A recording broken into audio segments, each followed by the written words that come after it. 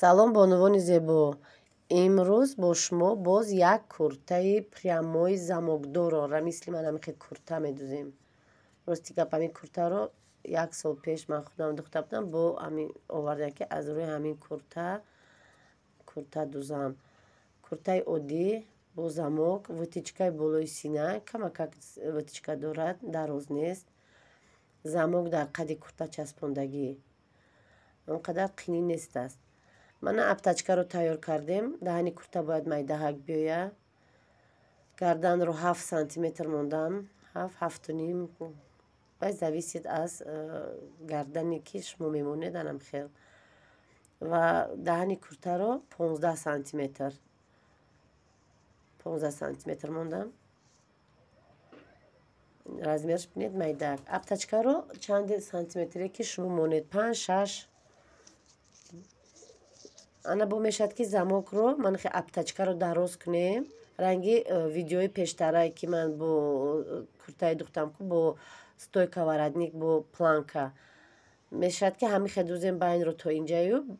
Баъде ки полни куртаро буд кардем, дар онҷо метавонед шумо инро часпонед. Ман ҳозир инро хина мекунам, дар аптачка мечаспонам. Аптачкаи мо майдаҳак астааст. Нимаш дар аптачка мебиёяд, нимаш дар қади курта мебиёяд. Оддӣ карда. Инқадр душвор нест духтанаш. баъде ки ман бурдам часпондани инро ҳамаш дар наворҳои гузашта ҳаст. флизелинҳои ман хеле майда чайдаро ман мепартом, ман хеле кор мебиёянд. баъди утюг кардан дар пешаки куртаро медӯзем ва ман хеле бурида обработка карда куртаро пешакашро тайёр мекунем. баъде ки тайёр кардем манам хеле мебиёда. байн бабинед, нимаш дар болои аптачка, нимаш дар қад замок мебиёд. чӣ хеле ки шумо медонед, ман пешакӣ мерка намебурам то витичка тайёр накунам, то витичко боло ҳам туғри набиёд, ман мерка намегирам. Барои ҳозиражда китфаш ки 8 бошад, ман зиёдтар гирифтагим 2-3 сантиметр.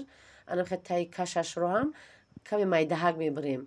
Манам ҷои зиёдиёш баъд плечкида дар кор мешавад. витичкаи мо манам хе мебиёд. Инҷа то инҷа 16 сантиметр. Сарнишеб камакак мезанед. Инҷа 16 сантиметр монда. баъд аз инҷа то инҷа 14-15 сантиметр. Вақте ки бо 1 сантиметр вақти мерка гирифтанда ба инҷа туғри мешад, майдаҳак мебиёд. Ман инҷа баъд майдатарак мешад, барои ки бо айсар мебурем, ку таи кашро бо айсар ки бурдем ба майдатар мебиёяд. Дарзои ман ки чуқур ки ҳастай, барои ҳамин қа аввал витичка тайёр мекунам. баъд вақте ки наи витичкаро ки агар ки ман пешаки таи кашро бурам, инҷа ки духтум ва истар мебиёд, ба инҷа майдагӣ мекунам. барои ин қа пешакӣ набуред. ба шумо ҳар дӯзанда ҳар хел медӯзад. барои ҳамин қа духти ман ҳамин хел омӯхта шудагӣ. витичкаи оддӣ байнашам хе утюг кардагӣ тайёр. оли бо вақте ки меркаро гирифтанда, вақте ки меркаро мебурем, ба бо айсар мешад ки вай кунем. Айсар бо байнро меёбем. инакда мешад ки хато биёд. ана ин витичкора ман утюг кардам. витичкора ҳарду тарафашда туғри шуд. бари ҷои остин буд. витичка утюг кардам. хеле духтам. витичкора баъди духтан тарафи поён утюг мекунем. поён утюг мекунем. барои ки хушрӯ хоб кунада. духтан баям ҳамун дарзакаш бояд сини поён биёяд. баъди духтан даҳани куртаро гарданро тайёраш 16-17 мебиёд. таи кашашро айсар чен мекунем. туғри размер гирифта наку дига ҳарча болои ҳам мондагием. ҳам тагакаш ҳаст, ҳам пешаш ҳаст. пушту пеша болои ҳам монда. хе мебурем. таи кашро чен мекунем. таи каши мо 27 мебиёд, 26 мебиёд. ман 3 сантиметр зиёдтӣ мондагием. як аз боло медӯзам, 2 сантиметр аз бараш, барои ки дарзои ман чуқур аст. баъд полукруг бурида пойнашро ман хе байнашро як борига бо утюг карда ҷои замокро меёбам. замока то охира намебурем. то чени замока намебурем. якун 2-3 сантиметр болотар монда мебурем, просто як хати ростак мебурем. баъд секунҷа када болои ҳамида як туғри када лаб ба лаби замок мечаспонем. лабои ҳами материала қат када мезанем. Аверлокам даже намезанем. Ана витичкои мо тайёрада инҷа. ана тай кашро буридам, барро буриданда каме миёнро даровардам, поёнро гирдшакл буридам. анакун ҷои замокро мебурму тайёрш мекунам, барои ки дар вақте ки аллакай барш часпондагӣ боша қийтарак мешавад часпондан. барои ин аввал замока тайёр мекунам. 2-3 сантиметр анахи боло монда то ана ҳаминҷаро мебурам. метавонед даже камтаракам биёд чӣ кор намекуна. замоки майда ки мисол яхелаш намехоҳад ку дароз. аптачкаи мо бинед, аптачкаи майда ним аптачка мебиёд, нимаш дар онҷа анахи қат када, анахи 1 сантиметр қат када то поёна медузем. поёнаш ба камиш секунҷа мебиёяд. ба лаби ҳамхи замок.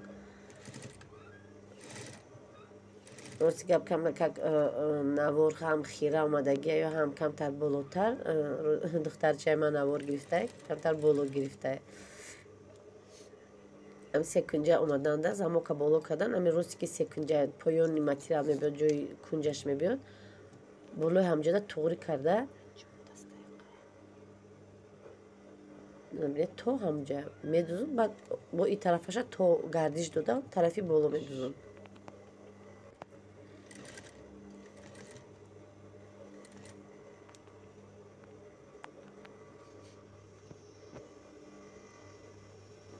он қадар қин нест. анам хел кунҷро анам хел медузед. дар вақти болои замок да омаданда сӯзанро мошинаро дастӣ камакак ёрдам тед, барои сӯзан нашикана. эҳтиёт шавед ки дар чашмам напара. бо ин тараф болоша туғри мекунену нахе қапида болоро сар наметен, барое ки дарозу калта набияд. замокро поён кардан айсаша бо туғра медузед. закрепка ҳатман монен, фаромӯш накунед закрепка мони. ҳамин закрепка чизи хуб аст, барои мустаҳкам меистад. инҷа закрепка мемонед. ана ина мумкина ки як борига бо аз болош духтам, барои ки замок ай дарун мемона ку мо лав ба лав духтем, ай дарун қариб 1 сантиметрш лавош холӣ мемона, медузем. 4 кунҷа рост мебед, болои ин тараф поёнаш да омадем, бо 4 кунҷа када химеред. баъд аптачкаро медузед.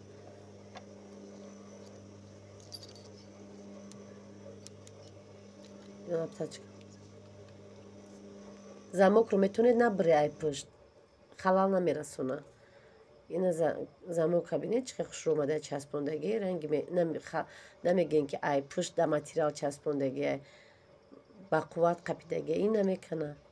ина бинед ду тарафаки духтагия якта лав ба лав, якта ай ипараш замока бинед чӣ хел туғри меистад, ҳам мустаҳкам меистад. ба унвони зебо он қадар мушкилие надорад. агар чизе нофаҳмоӣ бошад дар комментариҳо ба ман нависонед.